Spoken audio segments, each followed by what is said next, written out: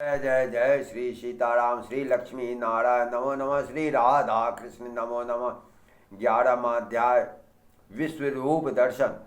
अर्जुन ने कहा, हे भगवान, मुझ पर कृपा करके अत्यंत गुप्त आध्यात्म विषयक वचन जो आपने कहे उनसे मेरा मोह दूर हो गया। हे कमल नेत्र, मैंने जीवों की उत्पत्ति और नाश का कारण आप और आपका अक्षय महात्म्य आपके मुखारबिंद से विस्तार पूर्वक सुना। हे पुरुषोत्तम, आपने जैसा अपना वर्णन किया वह आपका रूप देखने की मेरी इच्छा है। हे योगेश्वर, हे मधुसूदन, आप यदि मुझे उस रूप को देखना योग्य समझें तो आप अपना वह अव्यय रूप मुझे दिखलाइए। भगवान श्री कृष्ण ने कहा, हे पार्थ, नाना प्रकार के दिव्य रूपों को देख। हे भारत, तुम वसु, रुद्र, अश्वनी कुमार, मरुदगण और पहले कभी न देखो हो ऐसे आश्चर्यजनक रूपों को देखो। हे गुराकेश, चराचर सहित यह जगत देखो तथा जो कुछ देखना चाहो मेरी देह में देख लो, परंतु इन नेत्रों से तुम मुझे नहीं देख सकोगे, इसलिए मैं तुमको दिव्य नेत्र देता हूँ, उनसे मेरा दिव्य रूप देखो। संजय ने धृतराष्ट्र से कहा कि हे राजन, इस प्रकार भगवान श्री कृष्णचंद्र जी ने अर्जुन से कहा और उसको दिव्य दृष्टि देकर अपना अलौकिक रूप दिखाया। इस विश्व रूप के अनेक मुख और अनेक नेत्र थे, उसमें अनेक अद्भुत दृश्य थे। देह पर अनेक सुंदर वस्त्र आभूषण तथा आयुध सुसज्जित थे। देह पर दो दो दिव्य मालाएं वस्त्र दिव्य गंध शरीर पर लगे थे। उस समस्त आश्चर्य में अनंत देव के सब ओर मुख दिखाई देते थे। आकाश में यदि हजारों सूर्य की प्रभा एक साथ हो तो उस महात्मा की प्रभा की क्षमता न कर सकेगी। उस समय अर्जुन ने देवादिदेव के शरीर में अनेक प्रकार से विभक्त उस समस्त जगत को एकत्रित देखा। तब अर्जुन आश्चर्य से चकित हो गया, उसका शरीर रोमांचित हो गया। उसने शीश नवाकर हाथ जोड़कर कहा, हे देव, तुम्हारी देव में सब देव भिन्न भिन्न प्राणियों के समुदाय कमलासन पर बैठे हुए देवताओं के ईश ब्रह्मा संपूर्ण ऋषि और दिव्य सर्पों को मैं देखता हूँ। हे विश्वेश्वर, तुम्हारे अनेक भुज, अनेक उदर, अनेक मुख, अनेक नेत्र हैं। तुम्हारा रूप अनंत है, तुम्हारे अंत तथा आदि को नहीं देखता हूँ, किंतु समस्त विश्व में तुम्हारा रूप देखता हूँ। तुमको किरीट युक्त गदा चक्र धारे चारों ओर से दीप्यमान तेजो राशि में सर्वत्र चमकते हुए अग्नि तथा सूर्य की भांति प्रकाशवान दुर्निरीक्ष देखने में दुर्लभ और अपरंपार देख रहा हूँ। मेरे मत से तुम्हें ब्रह्म जानने की वस्तु, विश्व के महान आधार, नित्य सनातन धर्म के रक्षक, पुराण पुरुष हो। मैं आपको आदि मध्य तथा अंत से रहित अनंत शक्ति, अनंत भुज, चंद्र सूर्य नेत्र, जिसके कांतिमान अग्नि के सदृश मुख वाला आपके तेज से उस संपूर्ण संसार को तपते हुए देख रहा हूँ। हे महात्मन, पृथ्वी और आकाश के मध्य में वह अनंत और संपूर्ण निशाएं आपसे ही व्याप्त हो रही है। आपका यह अद्भुत और उग्र रूप देख तीनों लोग व्यथित हो रहे हैं। यह देवी देवताओं के समूह तुम्हारे शरण में आ रहे हैं। इसमें कितने ही भयभीत होकर हाथ जोड़कर आपकी प्रार्थना कर रहे हैं। महर्षियों और सिद्धों का समूह स्वस्ति कहकर नाना प्रकार से आपकी प्रशंसा कर रहा है।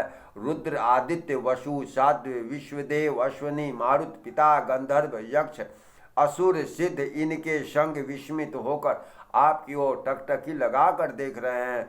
हे महाबाहो, अनेक नेत्र आपके बाहु, अनेक जांग, अनेक पीठ, कराल, दंत युक्त आपका यह विशाल रूप देख सब अत्यंत भयभीत हो रहे हैं। मैं भी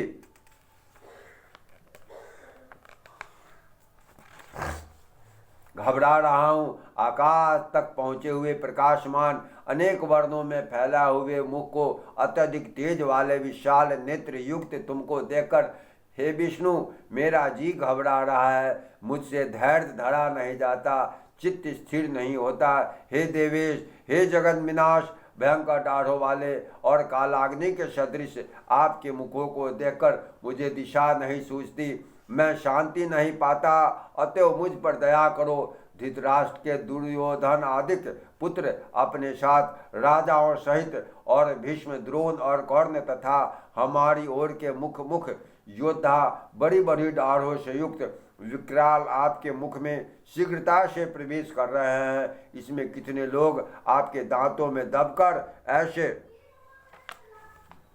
दिखाई देते हैं मानो उसका शरीर चूर्ण हो गया हो। जैसे नदियों की अनेक जलधाराएं समुद्र की ओर बढ़ती है, वैसे ही ये मनुष्य लोक के वीर आपके प्रज्वलित मुखों में प्रवेश कर रहे हैं। अग्नि में पतंगे जैसे गिरते हैं, सब लोग भी अपने नाश के लिए आपके मुख में बड़ी तेजी से प्रवेश कर रहे हैं। हे विष्णु, जलते हुए मुखों से चारों ओर सब वीरों को निगलकर आप जीव चाट रहे हैं। आपकी तीक्ष्ण प्रभाएं समस्त संसार को तेज से व्याप्त कर तृप्त कर रही है। यह भयानक रूपधारी आप कौन है, यह मुझसे कहो। हे देववर, आपको मेरा नमस्कार है। प्रभु, मुझ पर प्रसन्न हो। हे जगतकर्ता आदि पुरुष, आपको जानने की इच्छा रखता हूँ, क्योंकि आपकी यह प्रकृति मेरी समझ में नहीं आती। श्री भगवान बोले, संसार का नाश करने वाला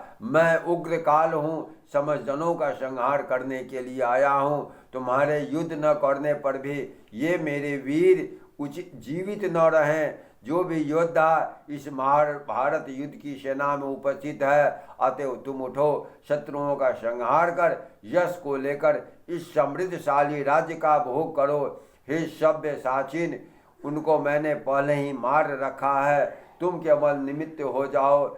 मेरे मारे हुए द्रोण, भीष्म, जयद्रथ, कर्ण और अन्य योद्धाओं को मारो। घबराओ मत, युद्ध करो, तुम संग्राम में शत्रुओं को जीतोगे। संजय ने कहा। इस प्रकार भगवान श्री कृष्ण जी के वचन सुनकर मुकुटधारी अर्जुन हाथ जोड़कर कंपित और भयभीत हुए साष्टांग प्रणाम कर नम्रता पूर्वक बोले, हे ऋषिकेश, आपके गुणगान करने से सब संसार प्रसन्न और प्रेमग्न हो रहा है। राक्षस डर कर दिशाओं की ओर भाग रहे हैं और सिद्ध आपको नमस्कार करते हैं, सो ठीक है। हे महात्मन, हे अनंत, हे देवादिदेव, हे जगत निवास, आप ब्रह्म से भी श्रेष्ठ हो। आपको देवता क्यों न नमस्कार करें। व्यक्ति भी आप हो और व्यक्त भी आप हो, इन दोनों से परे अक्षर भी आप हो। हे अनंत रूप, आप आदि देव हो, विश्व के परम आधार हो, ज्ञाता और ज्ञेय हो, श्रेष्ठ स्थान आप हो, विश्व का विस्तार करने वाले आप हो। आप वायु, यम, अग्नि, वरुण, चंद्र, ब्रह्म और ब्रह्मा जी के भी पिता हो। आपको मेरा नमस्कार है और फिर भी बार बार नमस्कार है। हे सर्वस्वरूप, आप अनंत वीर्यवान तथा अतुल पराक्रमी हो। आप जगत में व्याप्त हो, इसलिए आपके स्वरूप को, आपकी महिमा को न जानकर मैंने तुमको अपना मित्र मानकर हे कृष्ण, हे सखा, ऐसा जो तिरस्कार से कहा सो प्रमाद से अथवा स्नेह से, हे अच्युत विश्वरूप, तुमसे इन बोलों को क्षमा मांगता हूँ, जो कि परिहास से विहार, सोने बैठने और भोजन के समय अकेले अथवा मित्रों के मध्य में तुम्हारा अपमान किया है। तुम इस स्थावर जंगम रूप लोक के पिता, पूज्य और महान गुरु हो। त्रिलोकी में भी तुम्हारे समान कोई नहीं है। तुमसे अधिक अतुल प्रभाव कहाँ से होगा। इसलिए हे ईश, तुमको सिर झुकाकर प्रणाम करके यही प्रार्थना करता हूँ, मुझ पर कृपा करो। हे देव, जैसे पिता पुत्र के, मित्र के और प्रिय के अपराध को क्षमा करता है, वैसे ही तुम मेरे अपराध को क्षमा करो। हे देव, पहले कभी नहीं देखा होगा ऐसा आपका रूप देखकर रोमांचित हूँ और भय से मेरा मन व्याकुल भी है, इसलिए वही पहला रूप मुझको दिखाओ। और हे देवेश, आप प्रसन्न हो जाओ। हे सहस्त्रबाहु, हे देव मूर्ति, मैं फिर आपको वही किरीट, गदा और हाथ में चक्र धारण के हुए देखना चाहता हूँ। भगवान श्री कृष्ण ने कहा, हे अर्जुन, मैंने प्रसन्न होकर यह तो तेजोमय अनंत आद्य और विश्व रूप अपने योग्य के प्रभाव से तुमको दिखलाया है, जिसको तुम्हारे अतिरिक्त इससे पहले किसी ने नहीं देखा था। हे पांडवों में श्रेष्ठ, मनुष्य लोक में तुम्हारे सिवा कोई वेदों के अध्ययन, दान और आगन्य होत्रादिक और घोर तपों को करके भी मेरा यह रूप धारण किए मुझको नहीं देख सकता।